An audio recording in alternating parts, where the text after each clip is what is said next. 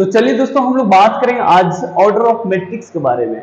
पिछले वीडियो में हम लोग ऑर्डर ऑफ मैट्रिक्स के बारे में बात कर लिए थे, कुछ पार्ट बाकी था समझाने के लिए, इसमें एलिमेंट कैसे निकाला जाता है, ऑर्डर ऑफ मैट्रिक्स कैसे निकाला जाएगा, उसके बारे में एक एक करके हम लोग समझाएंगे। अगर बात करें हम लोग यहाँ पे ऑर्डर ऑफ मैट्रिक्स क्या होता है, इसके बारे में थोड़ा सा जान लेते हैं हम लोग। अगर यहाँ पे देखेंगे हम लोग ऑर्डर ऑफ मैट्रिक्स क्या होता है, जिसमें से number of row number of columns को इंडिकेट किया जाता है, उसको बोला जाता है ऑर्डर ऑफ मैट्रिक्स। अगर यहाँ पे छोटा सा डिफिनेशन के अगर बारे में बात करेंगे, यहाँ पे दिया गया है order of matrix is written as n into n where n is the number of row।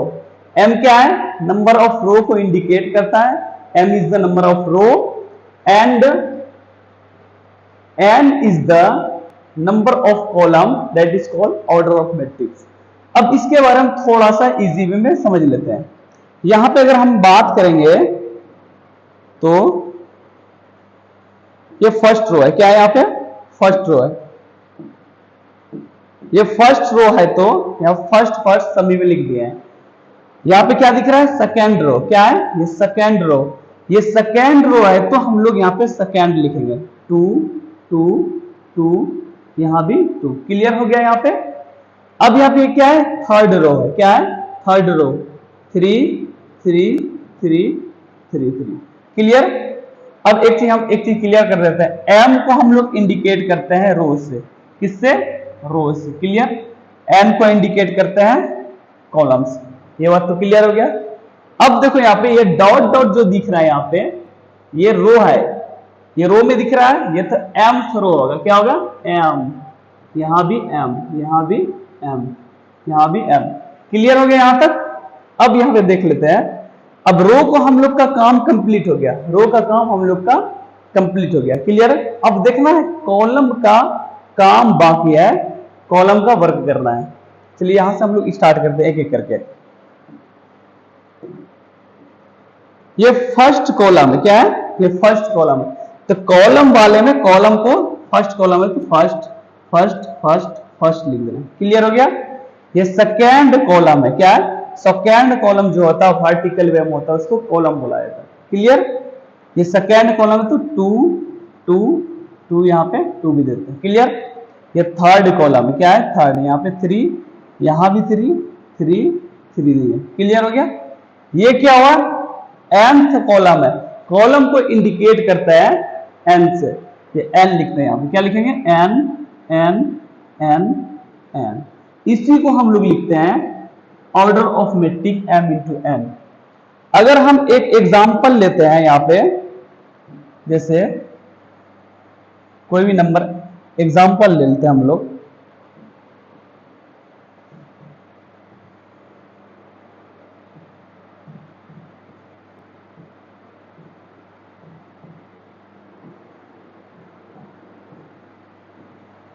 Clear हो गया। यहां पर अगर हम एग्जांपल लें,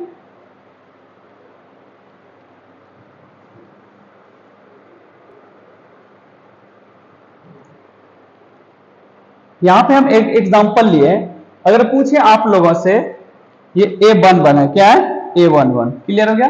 अगर यहां पूछे A11 कौन सा एलिमेंट है, इनमें से कैसे प्राप्त करेंगे। अब ये भी देखना, कंफ्यूजन बहुत सारे बच्चों को होगा, A11 क्या होता है, A22 क्या होता है, A33 क्या होता है, इसके बारे में सभी को बताना है। A13 क्या होता है, अब यहाँ पे अच्छे तरीके से समझना है, यहाँ पे किसी बच्चे को कंफ्यूजन नहीं होना चाहिए। अब ये A11 जो है कैसे निकालेंगे हम लोग, ये जान लेते हैं।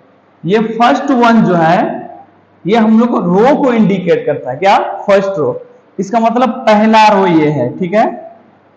कि बाद में जो ये वन जो है, तो मतलब पहला कॉलम कौन सा है, तो पहला रो ये है, पहला कॉलम ये है, तो इसका मतलब A11 हम लोग का आंसर होगा 2। क्लियर हो गया यहां तक। अब यहां देखना है, अब बहुत सारे बच्चों को ये भी कंफ्यूजन होता है A11 क्या होता है, कंफ्यूजन होगा फर्स्ट टाइम अगर कोई पढ़ाई कर रहा है इसके बारे में, तो 10th के बाद या 11th के बाद, तो क्योंकि मैट्रिक्स तो इसमें 11th में रहता नहीं है, इसलिए कंफ्यूजन थोड़ा बहुत होगा। बार बार आप प्रैक्टिस करेंगे तो समझ में आ जाएगा क्लियर है। अब देखो यहाँ पे A32 है, क्या है यहाँ पे 32, एकदम अच्छे तरीके से समझना है यहाँ पे।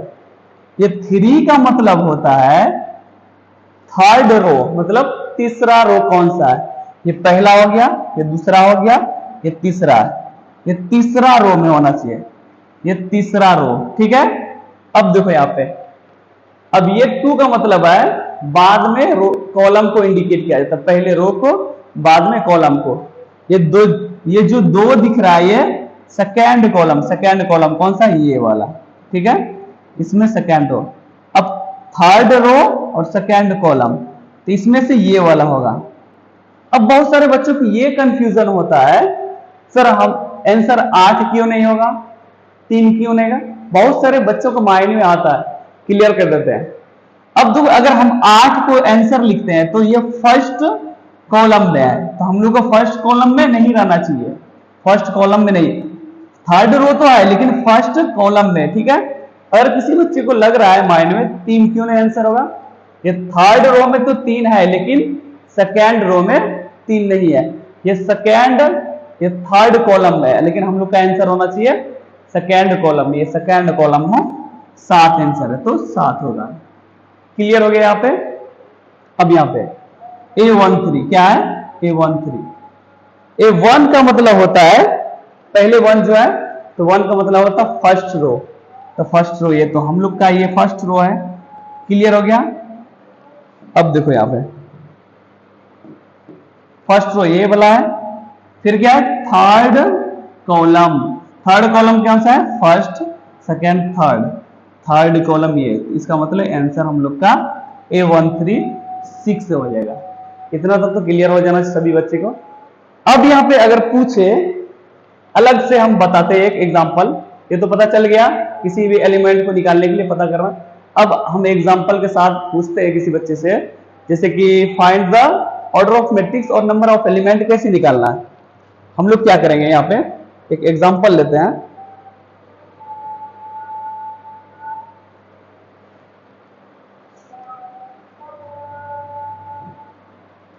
चलो एकदम अच्छे तरीके से समझना है आप लोगों को।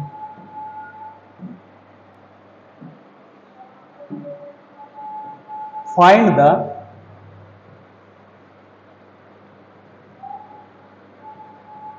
The order of matrix. Clear है। एक चीज और क्लियर कर देते हैं, अगर जो पहले हम बताए अगर नहीं समझ में आया, यहाँ पे एक एग्जांपल 5-6 एग्जांपल बताइए, एकदम इजी वे में समझ में आ जाएगा 100%। एक यहाँ पे एग्जांपल लेते हैं हम लोग,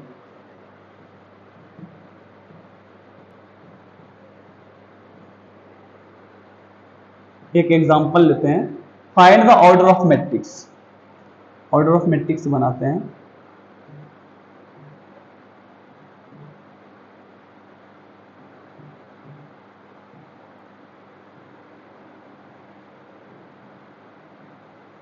अब इसमें पूछ रहा है, इसमें से ऑर्डर ऑफ मैट्रिक्स कितने का बना हुआ है ये पूछ रहा है।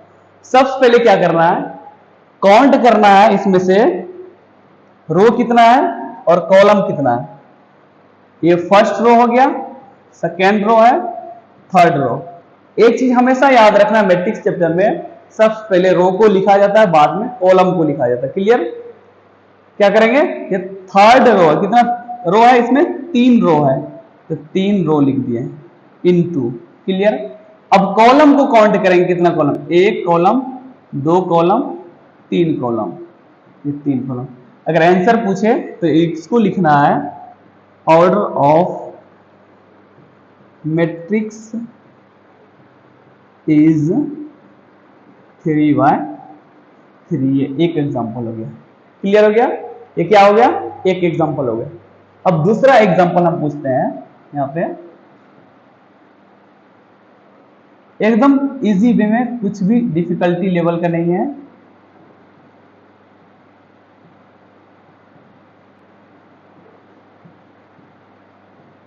अगर इसमें पूछे ऑर्डर ऑफ मैट्रिक्स कितना है तो क्या करना, सबसे पहले काउंट करना है। एक छोटा सा बच्चा भी आप समझ सकता है, सिर्फ सीधा सीधा जो हॉरिजेंटल वे में है फर्स्ट रो, ये सेकेंड रो, ये थर्ड रो। रो को हम लोग पहले लिखते हैं, क्या करते हैं, रो को पहले। क्लियर हो गया, रो को हम लोग क्या करते हैं, पहले लिखते हैं। अब कॉलम कैसे, जो वर्टिकल वे में है कॉलम 1 2 3, तो हम लोग 3 यहां लिख देते हैं। अब क्या लिखना है, ऑर्डर ऑफ मैट्रिक्स कितना का है, यहां पे लिखना है ऑर्डर ऑफ मैट्रिक्स इज 3/3। एक और एग्जांपल ले लेते हैं हम लोग, थर्ड एग्जांपल, ठीक है।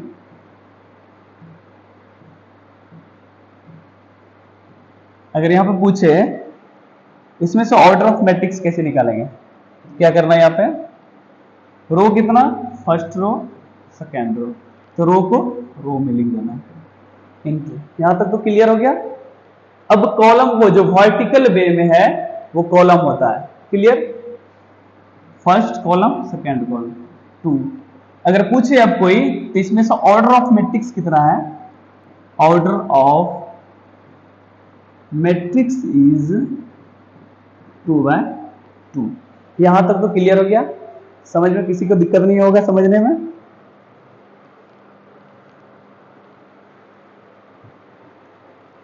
अब इसी में हम लोग बात करेंगे,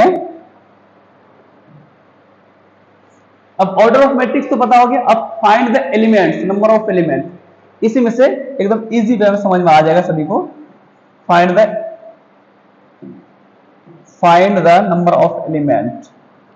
एक एग्जांपल लेते हैं, क्वेश्चन दिया गया है find the number of element.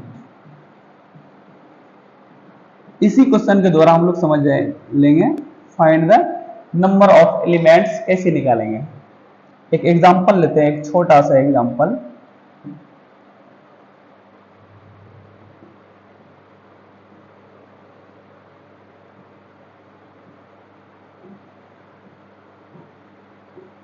अगर पूछे कोई find the number of element कितना है, कुछ भी नहीं करना है, ऐसे भी काउंट करते हैं, फर्स्ट रो सेकेंड रो, तो 2 रो लिख देते हैं, कॉलम कितना, फर्स्ट सेकेंड 2, क्लियर हो गया।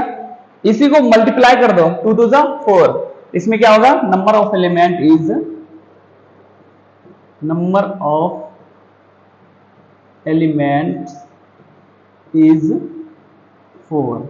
ऐसे भी दिख रहा है 4 एलिमेंट ही है, अगर यहां पे काउंट करेंगे 1 2 3 4, ऐसे भी नंबर ऑफ एलिमेंट कितना है, 4 ही। एक और एग्जांपल लेते हैं, बहुत सारे बच्चे को हो सकता है समझ में नहीं है, लेकिन फिर से हम लोग समझ लेते हैं। Find the number of element कैसे निकालना, find the number of elements. Example लेते हैं 3 8 12 5 2 9 5 6 8। अगर इसमें से पता करना है क्या, नंबर ऑफ एलिमेंट कितना है, क्या है नंबर ऑफ एलिमेंट कितना है, सबसे पहले रो कितना है, first second third row, column कितना, फर्स्ट सेकेंड थर्ड 3, ऐसे भी दिख रहा है 3 3 9, नंबर ऑफ एलिमेंट कितना 9, ऐसे भी यहाँ पे काउंट करेंगे तो 9 1 2 3 4 5 6 7 8 9, तो क्या लिखना है, number of element is, number of elements is 9, clear हो गया। नंबर ऑफ एलिमेंट्स हम लोग पता कर लिए, कैसे, ऑर्डर ऑफ मैट्रिक्स कैसे निकालना है, नंबर ऑफ एलिमेंट कैसे निकालना है, ये भी क्लियर हो गया। अब आगे जाकर हम लोग बात करेंगे टाइप्स ऑफ मैट्रिक्स के बारे में, रो मैट्रिक्स क्या होता है, कॉलम मैट्रिक्स क्या होता है, डायगोनल मैट्रिक्स क्या होता है, स्केलर मैट्रिक्स क्या होता है, सभी चीजों के ऊपर हम लोग एक एक करके बात करेंगे यहाँ पे। अब चलिए यहाँ पे टाइप्स ऑफ मैट्रिक्स के बारे में बात कर लेते हैं। ये तो ऑर्डर ऑफ मैट्रिक्स हो गया था हम लोग का, अब बात करेंगे हम लोग यहाँ पे टाइप्स ऑफ मैट्रिक्स के बारे में। किसके बारे में बात करेंगे, टाइप्स ऑफ मैट्रिक्स के बारे में।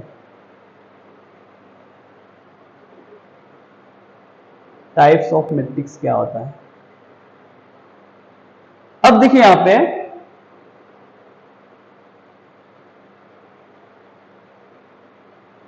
टाइप्स ऑफ मैट्रिक्स क्या होता है, इसको एकदम अच्छे तरीके से शांति समझना है, कुछ भी नहीं है, एकदम इजी भी है। रो मैट्रिक्स क्या होता है, कॉलम मैट्रिक्स क्या होता है, स्क्वायर मैट्रिक्स क्या होता है, डायगोनल मैट्रिक्स क्या होता है, इसका डेफिनेशन भी समझाएंगे एक एक करके।